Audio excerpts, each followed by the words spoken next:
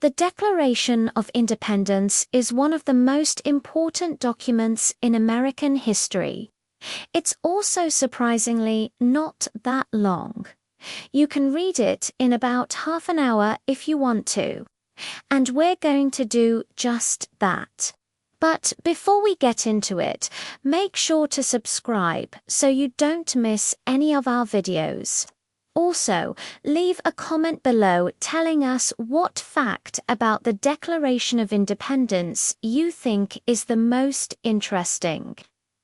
We'll be picking our favorite comments and giving away some independent prizes. Let's do it. It was the year 1776. The 13 colonies were tired of taxes, tired of being ruled from across the ocean, tired of having no voice in their own future. The people wanted freedom. They wanted a nation of their own.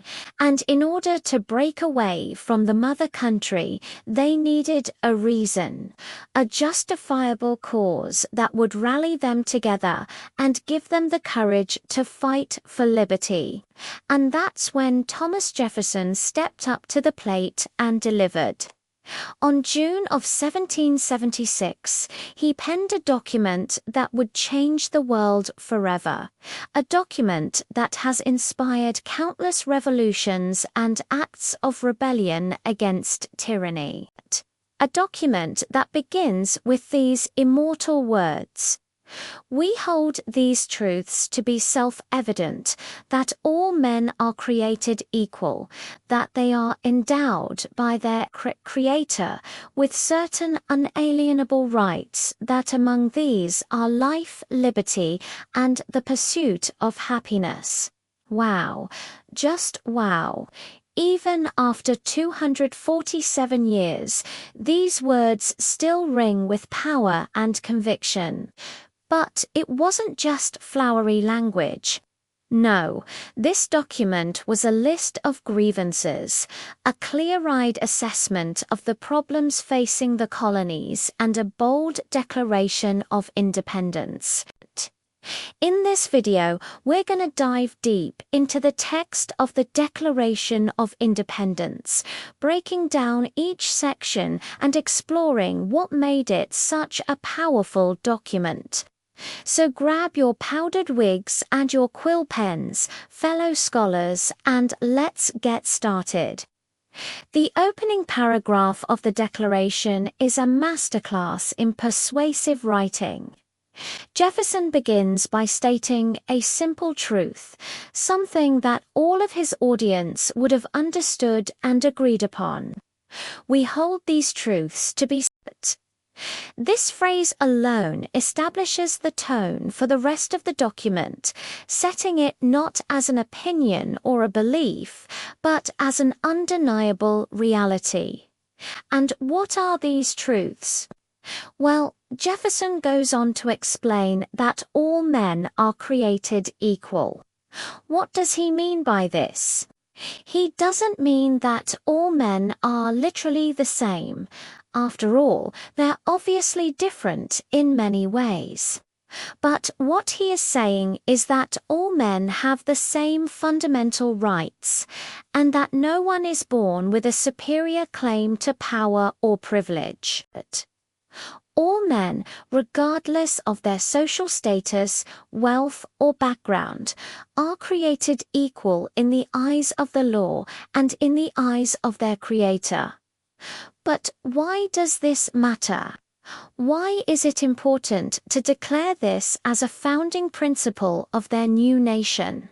Well, because it's a challenge to the existing social order, a call for a more just and equitable society. At the time Jefferson was writing, the American colonies were still under the rule of King George II, and there was a stark contrast between the ideals of equality and the reality of life in colonial America. The king and his appointed officials enjoyed a lavish lifestyle, while many of the colonists were struggling to make ends meet. By declaring that all men are created equal, Jefferson was making a bold statement against the system that had been set up in place. He was saying that everyone deserves a chance at happiness and prosperity regardless of their place in society. And Jefferson didn't stop there. He went on to explain that all men are endowed by their Creator with certain unalienable rights. That among these are life, liberty, and the pursuit of happiness.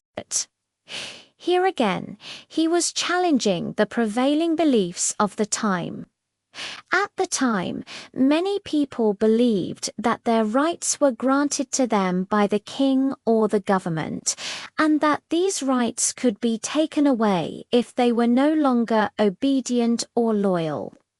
But Jefferson argued that these rights are given to us by our Creator. They are inherent to our nature and cannot be taken away. Life, liberty, and the pursuit of happiness are not privileges granted by a king, but are fundamental rights that belong to every human being. Okay? So that's the opening paragraph, the foundation of the argument for independence.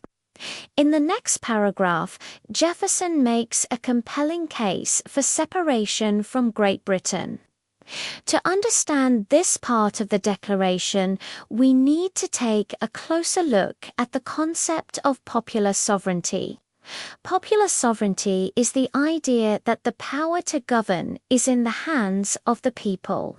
It's the belief that government officials are servants of the people and that they derive their authority from the consent of the governed. This concept was revolutionary at the time. Most countries in the world were ruled by monarchs who claimed that their power was given to them by God. The idea that people had any say in the matter was unheard of. But Jefferson boldly asserts that the power to govern is in the hands of the people, that they are the ultimate source of authority. He argues that whenever any form of government becomes destructive of the rights of the people, it is the duty of the people to alter or abolish it, and to institute a new government. In other words, if the government is not serving the people, then the people have the right and the duty to change it. Now, you might be thinking, okay, so what? Governments get overthrown all the time. That's hardly news. But remember, this was the 18th century. Overthrowing a government was a risky business. You might end up with your head on a platter if you weren't careful. Yet here was Jefferson writing a document that justified rebellion against the mighty British Empire. He was arguing that the people have the right to overthrow an oppressive government, and that is a radical idea indeed. But why did he feel so strongly about this? Why was he willing to risk so much to fight for the idea of popular sovereignty? Well, it's because he saw firsthand how the British government was abusing its power. The colonies had been subjected to a series of unfair laws and regulations that were designed to benefit the mother country at the expense of the colonies. They had been taxed without representation, as the saying goes, and they had no voice in the laws that were being made. They were being governed by a distant king who didn't have their best interests at heart. And so it was that Jefferson and his fellow colonists decided enough was enough. They were going to stand up against the tyranny of the British Empire and fight for their right to self-government. They were going to fight for the idea that the power to govern is in the hands of the people. And what a powerful argument he made for this idea. In the following paragraphs, Jefferson lists the grievances of the colonies against the king and the British government.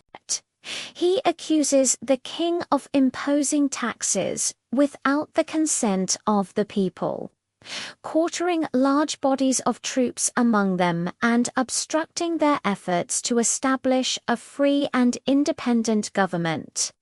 He describes how the king has refused to consider the petitions of the colonies, how he has sent forth armies and navies to enforce obedience to his tyrannical decrees. And he tells how the king has combined with others to conspire against the liberties of the colonies. Each of these charges is backed up with specific examples and dates, leaving no doubt in the reader's mind that the king has indeed been oppressive and tyrannical.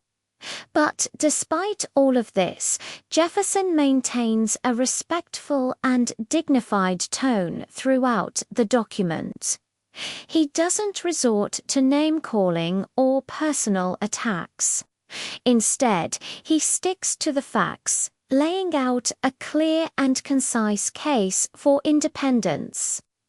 And then comes the conclusion, the final paragraph of the Declaration of Independence. Here, Jefferson makes the formal announcement that the 13 colonies are independent from British rule.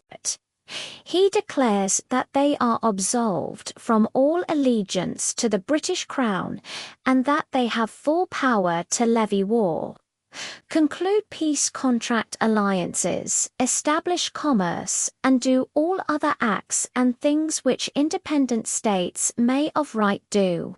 And there you have it, the birth of a new nation.